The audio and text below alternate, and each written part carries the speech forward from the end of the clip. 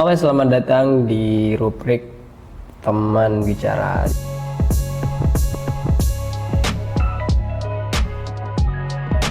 Jadi di rubrik kali ini seperti biasa membahas dan berbicara apa saja, bercerita. Dan kali ini aku akan membahas tentang channel atau YouTube pada umumnya gitu. Jadi ada apa dengan YouTube dan kenapa aku juga bikin video di YouTube gitu. Nah, rata-rata teman-teman anak muda itu di Indonesia ketika ditanya mau jadi apa, mereka memilih menjadi YouTuber. Nah, sebelum itu YouTube itu di 2015, 16, 17 gitu. Itu memang the real content creator gitu. Jadi orang-orang itu tidak sembarangan mengupload video kecuali videonya itu benar-benar lahir dari kreasi mereka. Kayak calon sarjana, daftar populer, data fakta dan sebagainya. Biasanya keajaiban dunia ini itu YouTube itu diramaikan dengan video-video kayak gitu yang berdasarkan dengan fakta. Hingga ada YouTube yang mungkin kreasi di musik gitu, kreasi di editing dan lain-lain, YouTube buat anak-anak. Jadi mereka itu konten kreator gitu. Mau jadi apa ya? Jadi konten kreator. Makanya bahasanya konten kreator. Jadi berkreasi video menarik kemudian diupload di YouTube untuk ya memberikan edukasi, mungkin hiburan dan lain-lain. Hingga sepertinya banyak yang berubah dan ini kayaknya disayangkan oleh para konten kreator sebelumnya, dimana banyak selebriti yang sebelumnya meramaikan TV itu malah kabur ke YouTube. Dan itu bisa dibilang menenggelamkan para konten kreator gitu. Ya kan, kalau di TV kan satu kali tayang ya udah selesai gitu, satu kali tayang selesai. Atau enggak mungkin satu kali tayang di TV kemudian videonya dibuat video utuh diupload di YouTube. Dan bagi stasiun TV itu selain dapat bayaran dari iklan di TV, kemudian diupload di YouTube, juga mendapatkan bayaran kedua selain dari TV dan dari YouTube. Itu perusahaan-perusahaan atau stadion TV, ya stasiun TV itu dapat dua bayaran dari YouTube dan dari TV-nya gitu. Nah, para artis-artis atau selebriti yang mewarnai TV itu kayak, oh iya ya, banyak follower saya baik di Instagram, di Facebook, di mana-mana di media sosialnya. Dimana kalau saya kemudian aktif di YouTube, maka kemudian para selebriti ini, para artis-artis TV mewarnai YouTube kemudian gitu.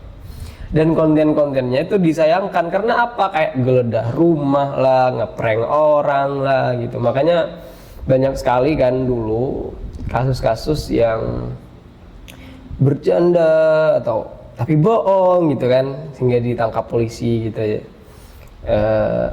Ngeprank dan bahkan kepolisian aja diprank. Bahkan artis-artis yang mungkin ya kalau tampil di TV itu kan didandanin atau di make upin gitu supaya rapi, membuat konten jadi orang gembel, jadi orang gila gitu. Ya banyak artis-artis Baim Wong, Atta Halilintar, Raffi Ahmad juga. Jadi hingga akhirnya ya konten-konten kreator itu ya kok gini ya, saya lelah membuat video kok pada akhirnya kalah sama orang yang geledah rumah lah, pamer kekayaan, saya punya mobil ini, mobil itu. Berapa harga rumahmu, geledah rumah ini, suasananya ini dan itu. Hingga itu biasanya YouTube juga membuat YouTube Rewind gitu ya teman-teman setiap tahunnya. Dan di YouTube Rewind tahun itu pada masa ramai-ramainya itu Rewind-nya itu temanya yaitu geledah rumah ini itu, hingga ya banyak kesadaran dari konten kreator lain seperti Timonti, bukan Timonti itu yang apa ya, yang kripto, Tim to One ya, Tim to One, terus Kini Indonesia, Agung Hapsa, dia Eka Gustinawa gitu. Jadi para konten kreator murni mungkin ya sebelum diramaikan oleh selebriti itu membuat YouTube Rewind sendiri dan makin lebih baik. Sebelumnya yang temanya berbeda dari YouTube Rewind yang sekarang ini itu ya mendapatkan video unlike terbanyak di YouTube tentang apa yang dibuat oleh selebriti itu. Dan mungkin alasan itu juga YouTube itu tidak menampilkan jumlah unlike gitu kan. Dulu kan yang like siapa, yang unlike siapa itu ada gitu kan. Tapi sekarang untuk yang unlike itu nggak ada jumlahnya gitu. Nah sebab itu teman-teman YouTube itu kayak gitu teman-teman. Jadi jangan harap kalian itu mau membuat edukasi hingga YouTube berpihak pada kalian gitu. Seberapa banyak konten edukasi kalian,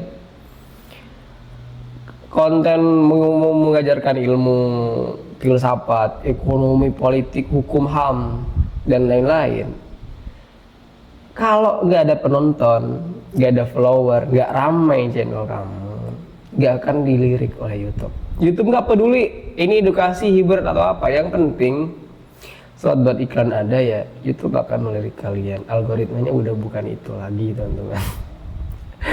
Ya jadi karena apa? Karena YouTube itu bukan untuk edukasi, dibuat ya untuk hiburan. Kalau mau edukasi sepenuhnya 100%-nya di sekolah gitu kan teman-teman. Jadi nggak peduli kalian mau siapa, konten kalian apa, pokoknya YouTube melihat ini kalian ini kamu ramai, kamu dilihat orang, penonton kamu aktif, penonton kamu lama di video kamu, ya kamu akan dilirik oleh YouTube. Nggak peduli konten kalian mau edukasi, hiburan, memecah belah atau bahkan gitu kan. Jadi kalau kalian idealis membuat YouTube, bagus, saya rasa bagus, tapi juga realistis. Kalau awal-awal mungkin untuk meramaikan gitu ya, meramaikan subscriber ya cari hal-hal yang kontroversial gitu. Kenapa konten selebriti rame-rame? Ya YouTube nggak peduli mau dia selebriti atau menenggelamkan konten edukasi, nggak peduli. Yang penting viewer YouTube bertambah gitu, karena uang YouTube itu bukan sekolah, bukan perusahaan gitu. YouTube itu bisnis, dibuat untuk bisnis, cuan gitu, akumulasi terhadap perolehan mereka gitu. Jadi jangan menganggap saya membuat channel YouTube itu bakal ya saya edukasi pasti ya YouTube akan membantu saya. Enggak, mau edukasi seperti apapun, mengajarkan ilmu yang tidak pernah ada sebelumnya juga percuma. Ya itu teman-teman, jadi YouTube itu perusahaan ya, dan dibuat juga untuk cuan gitu.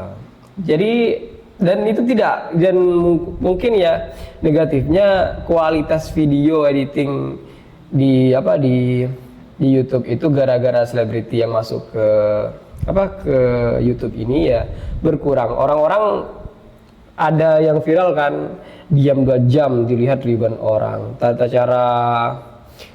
cara bernafas, bahkan ada orang membuat video tata cara bernafas tapi ramai dilihat orang. Nah mungkin sisi negatifnya itu, jadi kualitasnya mungkin dari editing, dari video dan lain-lain, dari pesan edukasi mungkin berkurang. Tapi sisi baiknya gitu adalah semua orang merasa ingin juga menjadi konten kreator namanya gitu ya. Jadi meskipun tidak punya komputer, tapi merasa duduk di depan kamera lalu di syuting, diambil videonya, nggak banyak editing, langsung diupload gitu. Jadi nggak butuh banyak modal buat jadi YouTuber gitu. Tinggal ke HP doang, terus video kamu apa, kalau rame ya YouTube akan semakin melirik video kamu atau channel kamu. Jadi sisi negatifnya adalah semua orang pada akhirnya kayaknya boleh nih siapapun upload di YouTube, nggak harus pintar edit atau lain-lain. Jadi makanya seperti yang aku disampaikan di awal, para anak muda banyak mau jadi YouTuber gitu. Ya sisi positifnya itu, semua punya banyak peluang pekerjaan gitu.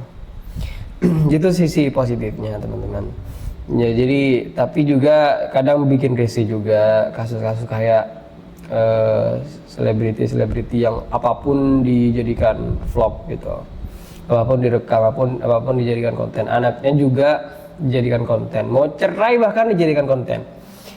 Pamer kekayaan, mungkin sisi negatifnya itu, tapi sisi positifnya juga ada. Semua orang kayaknya bikin mudah cari pekerjaan, siapapun bisa jadi YouTuber, dan pada akhirnya tetap YouTube yang sukses teman-teman.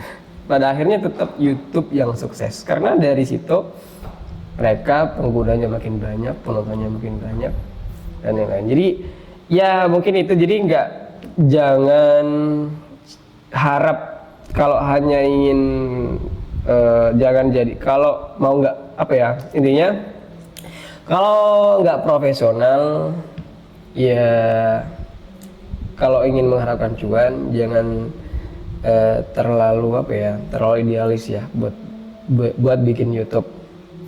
Kalau pengen cuan ya ikut yang lagi tren, cari yang lagi tren. Kalau mau idealis, mamanya ingin mengubah Indonesia, enggak. Kalau nggak banyak yang nonton, tetap akan tenggelam dengan sendirinya. Kalau ingin buat nyimpan video ke kreatifan kalian ya juga bisa gitu. Dan kalau saya sendiri motifnya apa?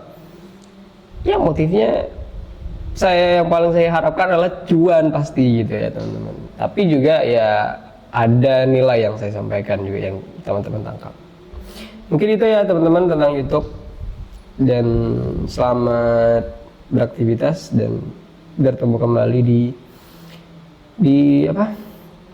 di teman bicara selanjutnya.